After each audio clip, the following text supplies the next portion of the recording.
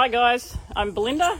I'm located in Australia in southeast Queensland, just outside Brisbane, and here's a tour of my home gym. Well, welcome to our gym. It's located at the end of one of our sheds on our property. We live on a small rural property with cows and horses, etc. So this end of the shed is our gym and the other end is our stables, etc., which I will take you through shortly. But as we come into the gym, you'll see that other than the long grass, which needs a mow, there's this little fence here, and that's what we use to keep our dogs away from us when we're trying to do some serious exercise. You know, things like double unders and stuff where whipping your dog with the rope is not a great thing to have happen to them. Okay, so if we stand here looking in, this is like a single bay equivalent, I guess, of a shed or a garage, I suppose. It would be 3.5. Oh, I don't know how wide it is. I'm not even going to go there. Over here, we've got our big fan. We just need that because it gets so hot, and this wall here is a western wall, so it gets a lot of sun. This space gets extremely hot in summer, and we can be pretty cool in winter, but generally during the day it's hot. We've got rings hanging here in the doorway because there is a pull-up bar right across the doorway here. We have a ski erg sitting over here on this wall, so we put that wall on there to use for handstand push-ups and things, but of course, you know, home gym, there's not much space, so the ski erg sort of sits in front of it most of the time and we just wheel it out of the way if we need it. If you are an OG CrossFitter as I am, you will be familiar with Pukey. He is considered socially inappropriate these days, but the great thing about a home gym is that you can put whatever you like on the walls because you're only going to offend yourself or not.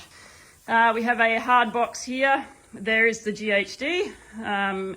I've actually really enjoyed having that and adding that to our equipment because when we used to train at a box, we used to use it a little bit, and the Linchpin programming seems to use it a lot, and yeah, I really enjoy using that. I think it's definitely an essential piece of kit.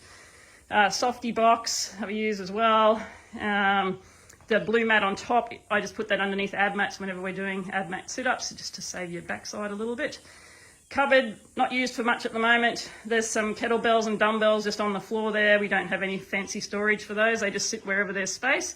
Washing machine, etc. is for washing all our horse rugs, and on top, that's a rat trap. I bet you no one else has got a rat trap in their home gym. Well, not. Anyway, if you do, I get it. We have stables and horses like right next door, and so we do get visitors, so we do try to take care of them. Just some banners for decoration up there on the end wall just to brighten the space.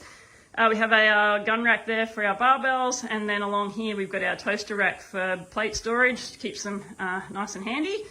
You'll see all of this is actually up on a raised platform here. This has got a full timber sort of under base thing. Many years ago we found some instructions, I think on Google or somewhere, and built one because our floor has pavers on the bottom. It's not actually a concrete floor on the main area here, so it gets quite uneven, and that gives us a nice stable platform at all times. That's a slant board there just for some working on my knees. Wall balls tend to end up wherever they were last used or just rolled out of the way. An old bench, it's a little bit broken on one end, but it does the job. Linchpin banner, good job. That's a kick bag. I do a bit of martial arts as well sometimes. This is all bridles and accumulations of stuff, just like most people have got in their garage. You've got other things. There's the Echo bike tucked in over here, and the rower sits here in front of it.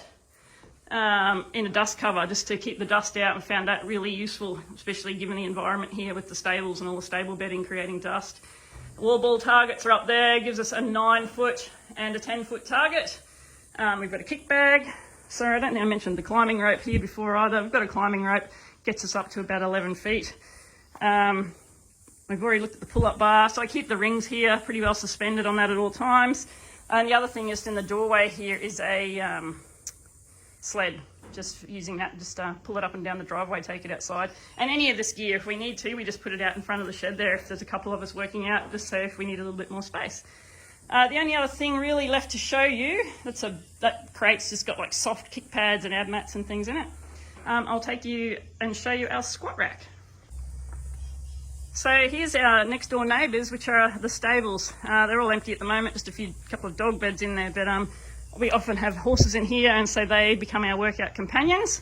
And there is our squat rack at the end, often squatting, making faces with a horse peering at you through the mesh there. And we've just got some old plates that we leave out here just for convenience, that we use with the barbells when we bring them out for squatting.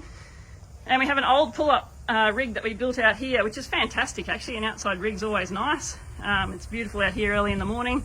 If you want to work on bar muscle-ups, which I can't do to save my life, but if I was going to practice something to do with them, I'd probably do them out here where there's a bit more space.